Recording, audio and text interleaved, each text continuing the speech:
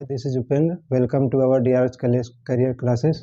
जैसा कि हम लोग अभी अध्ययन आज करने जा रहे हैं, आज के टॉपिक में लेंस का सूत्र क्या है और लेंस का आवर्धन क्या होता है, और इस फार्मूले पर जो है न्यूमेरिकल का भी अध्ययन करेंगे।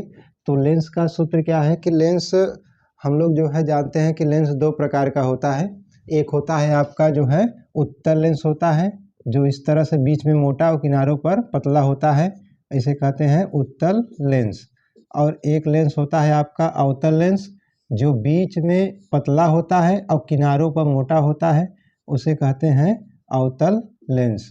तो लेंस जो है दो प्रकार है, एक उत्तल लेंस एक अवतल लेंस।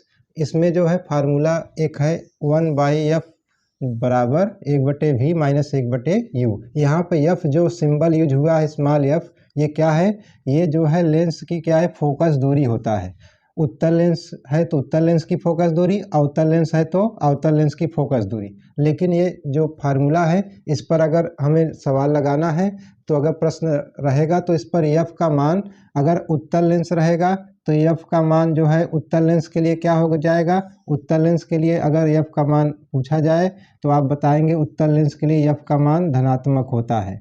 और अवतल लेंस अगर है तो जो है f का मान अगर इसके लिए पूछा जाए तो f का मान इसके लिए जो है ऋणात्मक होता है, निगेटिव होता है, और इसके लिए जो है पॉजिटिव होता है। और जो v है, यहाँ पर सिंबल जो v है और u है, ये जो v होता है ये क्या है? ये प्रतिबिंब की दूरी है। जैसे लेंस होता है तो उसमें लेंस के प्रकाशिक केंद्र से और प्रतिबिंब जहाँ बना हुआ है वहाँ के बीच की जो दूरी होती है वही आपका भी होता है, स्मॉल भी। ये प्रतिबिंब की दूरी होता है। और जो स्मॉल u होता है ये लेंस के प्रकाशिक केंद्र से वस्तु जहाँ पर स्थित है उस वस्तु के बीच की दूरी होता है। तो यहाँ पर तीन सिंबल हैं, एक f होता है, एक v होता है, एक u होता है। इन तीनों में से आपको दो मान दिया रहेगा, प्रश्न में दो मान दिया रहता है, आपको तीसरा मान ज्ञात करना होता है। तो इस तरह से जो है इस सूत्र में माइनस होता है, लेंस वाले सूत्र में यहाँ पर 1/v माइनस 1/u होता है। यही सूत्र इसी तरह से आपका दर्पण में भी होता है। वहाँ पर दर्पण के केस में यहाँ पर बीच में यहाँ पर प्लस होता है और इसमें यहाँ पर सूत्र में माइनस होता है। और ये फार्मूला जो है इसे लेंस सूत्र के नाम से भी जानते हैं। और यहाँ इस सूत्र से आपका जो है न्यूमेरिकल कॉम्पिटिशन एग्जामों में भी पूछा जाता है और आपके जो है एग्जाम में भी इससे पूछा जाता है प्रश्न। और आपका लेंस का आवर्धन क्या होता है? Magnification of lens. आवर्धन का मतलब ही होता है कि किसी भी वस्तु का कितना गुना बड़ा प्रतिबिंब बन रहा है या कितना गुना छोटा बन रहा है, उसको दिखाने के लिए इस शब्द का प्रयोग करते हैं, आवर्धन। एक पूछा जाता है कि आवर्धक लेंस किसे कहते हैं, तो उत्तल लेंस जो होता है उसे आवर्धक लेंस कहते हैं, क्योंकि उत्तल लेंस जो है वस्तु को बड़ा करके जो है दिखाता है। तो यहाँ पर लेंस का आवर्धन जो है अगर पूछा जाए क्या होता है, जिसे मैग्निफिकेशन ऑफ लेंस कहते हैं।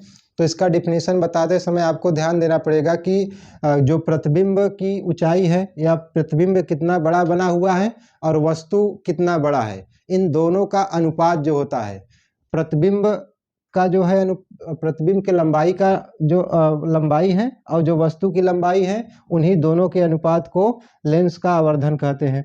तो यहाँ पर अगर डेफिनेशन आपको बताना है तो कहेंगे किसी लेंस के द्वारा बने प्रतिबिंब की लंबाई और वस्तु की लंबाई के अनुपात को उस लेंस का आवर्धन कहते हैं। इसे स्मॉल एम से प्रदर्शित करते हैं। स्मॉल एम से क्यों प्रदर्शित करते हैं? क्योंकि यहाँ पर मैग्निफिकेशन, ये जो मीनिंग है आपका, इसमें पहला लेटर यम है आवर्धन का, इसीलिए यहाँ इसे स्मॉल एम से रिप्रेजेंट करते हैं या प्रदर्शित करते हैं। आपका ये फार्मूला हुआ यम बराबर I/O। यहाँ पर I जो है क्या है? ये जो प्रतिबिंब है, प्रतिबिंब जो है इसे इमेज कहते हैं, इंग्लिश में इसे जो है इमेज कहते हैं प्रतिबिंब को। और यहाँ पर प्रतिबिंब जो है इसकी जो लंबाई है इसी को I से प्रदर्शित किया गया है। और जो वस्तु है, वस्तु को यहाँ पर क्या कहते हैं? इंग्लिश में ऑब्जेक्ट कहते हैं, ऑब्जेक्ट।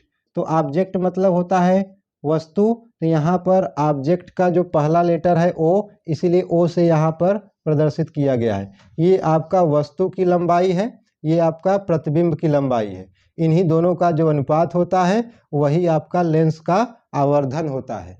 अब ये जो लेंस का आवर्धन है का मान है, ये अगर जो है प्रश्न में प्रतिबिंब की लंबाई और वस्तु की लंबाई न दिया हो और वहाँ प्रश्न में लेंस से वस्तु की दूरी या लेंस से प्रतिबिंब की दूरी अगर दिया है, तब ये फार्मूला ये यूज नहीं करेंगे। तब वहाँ पर हम लोग यूज करेंगे कि लेंस का जो आवर्धन है यम, वो बराबर क्या होता है v/u। इस सूत्र में यहाँ पर धनात्मक होता है, कुछ नहीं लिखा हुआ है, इसका मतलब वहाँ पर धनात्मक होता है, इसमें प्लस रहता है। और यहाँ जबकि दर्पण के सूत्र में ध्यान देना है, यहाँ पर इस सूत्र में यहाँ पर माइनस होता है। और इनको जो है v और u का जो मान होता है, ये चिन्ह सहित जो है प्रश्न में न्यूमेरिकल हल करते समय, आंकिक प्रश्नों को हल करते समय v और u का जो चिन्ह है उसके साथ जो है मान यहाँ पर रखा जाता है।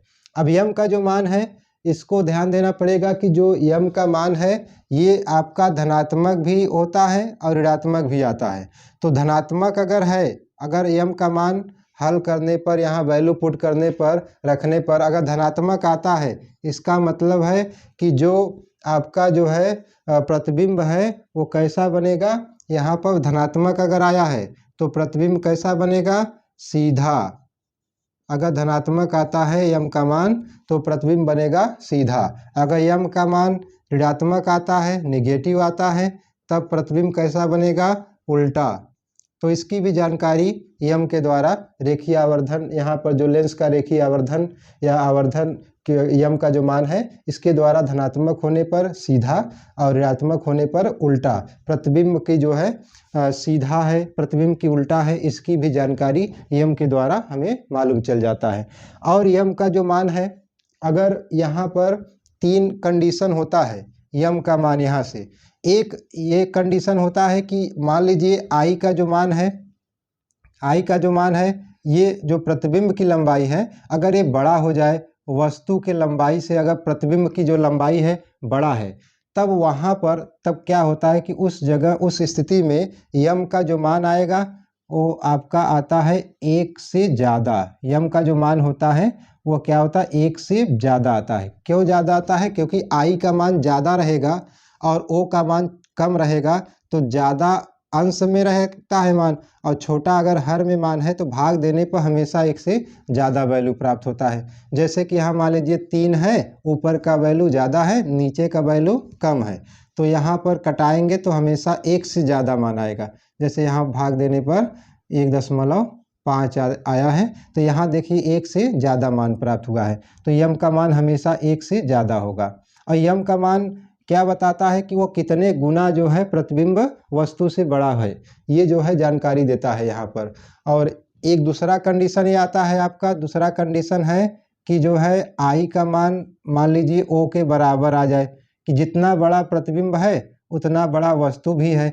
अगर दोनों का मान बराबर है तब क्या होगा, तो दोनों का मान लीजिए कि प्रतिबिंब की लंबाई 5 सेंटीमीटर है और वस्तु की लंबाई भी 5 सेंटीमीटर है, तो कटा देंगे, कितना आएगा, 1 आएगा।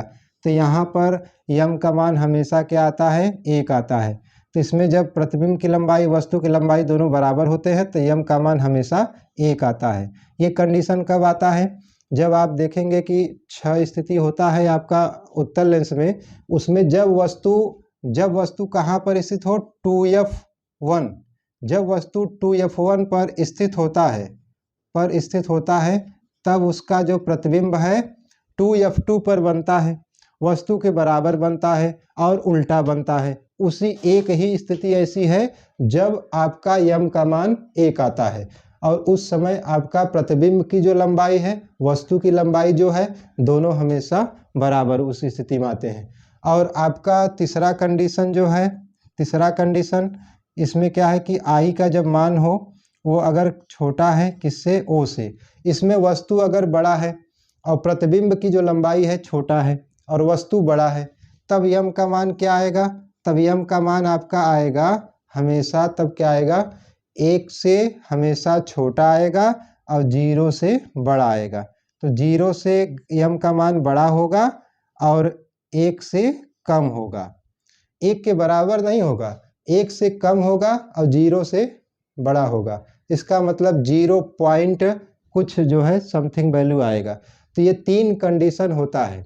और इस स्थिति, ये कब स्थिति बनता है? जब प्रतिबिंब बड़ा हो। और ये स्थिति कब बनता है? जब प्रतिबिंब की जो लंबाई है वस्तु के बराबर हो जाए। और ये कब स्थिति बनता है? जब प्रतिबिंब की लंबाई कम होता है, वस्तु की लंबाई बड़ा होता है। तो ये आपका जो है तीसरा कंडीशन होता है। ये तीनों कंडीशन आपको ध्यान देना पड़ेगा इसमें कि यम का जो मान है धनात्मक होने पर सीधा प्रतिबिंब बनेगा, ऋणात्मक होने पर उल्टा बनता है। और अगर आई का मान ओ से ज़्यादा है तो यम का मान भी 1 से ज़्यादा आएगा। आई का मान अगर ओ के बराबर है तो यम बराबर 1 आएगा।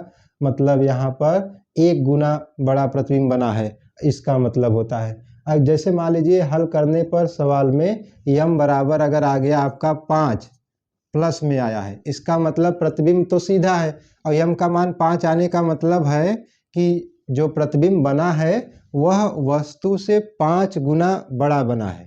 यम का मान 5 आने का मतलब है कि वस्तु से 5 गुना बड़ा जो है प्रतिबिंब की लंबाई है। तो यम का मान जो है एक तरह से आपका बताता है कि प्रतिबिंब कितने गुना वस्तु से बड़ा बना हुआ है। और यहाँ पर ये फार्मूला जो है आपको याद रखना पड़ेगा। और अगर मान लीजिए भी और यू के पदों में मान देता है तो आप यहाँ पर इसमें वैल्यू पुट करके सवाल को हल कर लेंगे। और यू का मान क्या है? वस्तु की दूरी है। और ये हमेशा जो है वस्तु की जो दूरी होती है ये हमेशा किधर रखी जाती है? वस्तु को हमेशा बाईं तरफ रखते हैं लेंस के। इसीलिए यू का मान हमेशा जो है क्या होता है? निगेटिव मान होता है। यू का मान हमेशा ऋणात्मक रखा जाता है क्योंकि हमेशा यह लेंस के किधर रखते हैं? चिन्ह परिपाटी नियम के अनुसार हमेशा लेंस के बाईं तरफ जो है वस्तु को रखते हैं। इसीलिए यू का मान ऋणात्मक होता है, हमेशा नेगेटिव वैल्यू आता है। और जो ये प्रतिबिंब की दूरी है इसका मान जो है अगर उत्तल लेंस लिया जाए, अगर उत्तल लेंस है तो उसमें 5 स्थिति में जो है 5 स्थिति में भी का जो मान है वो धनात्मक होता है। लेकिन 6वीं स्थिति केवल ऐसी है जब वस्तु जो है F1 और प्रकाशीय केंद्र O के बीच में रखा जाता है तो वह प्रतिबिंब वस्तु के ही पीछे बनता है। वही एक स्थिति होती है जो 6वीं स्थिति होती है। वही 6वीं स्थिति में भी का मान निगेटिव होता है, माइनस होता है, ये 6वीं स्थिति में। और बाकी 5 स्थिति में जो है हमेशा जो उत्तल लेंस का द्वारा जो प्रतिबिंब बनता है उसमें हमेशा प्रतिबिंब की जो दूरी होता है हमेशा धनात्मक होता है, केवल 6वीं स्थिति को छोड़कर। और यहाँ पर अगर बात करें दर्पण में तो यही फार्मूला जो है आपका यहाँ पर निगेटिव, यहाँ पर निगेटिव, यहाँ पर पॉजिटिव, यहाँ पर पॉजिटिव। और यहाँ यम का मान जो है यम बराबर भी बटे यू है। और यहीं पर इसमें यम बराबर माइनस भी बटे यू है। तो इस तरह से इसमें हम लोग क्या क्या अध्ययन किए? लेंस का सूत्र क्या है, लेंस सूत्र, और जो है यहाँ पर लेंस का आवर्धन क्या है इसके बारे में, और फार्मूला के बारे में। और यहाँ दर्पण से किस तरह से लेंस का सूत्र दर्पण के सूत्र से किस प्रकार से भिन्न है, केवल यहाँ चिन्ह का अंतर है। और यही चिन्ह आपको ध्यान देना पड़ेगा, नहीं तो आपका जो है सवाल लगाएंगे और यही चिन्ह के कारण अगर गलती हुआ तो आपका गलत उत्तर प्राप्त हो जाएगा। तो अब हम लोग क्या करेंगे? इस सूत्र के आधार पर हम लोग जो है अब हम लोग प्रश्नों को हल करेंगे।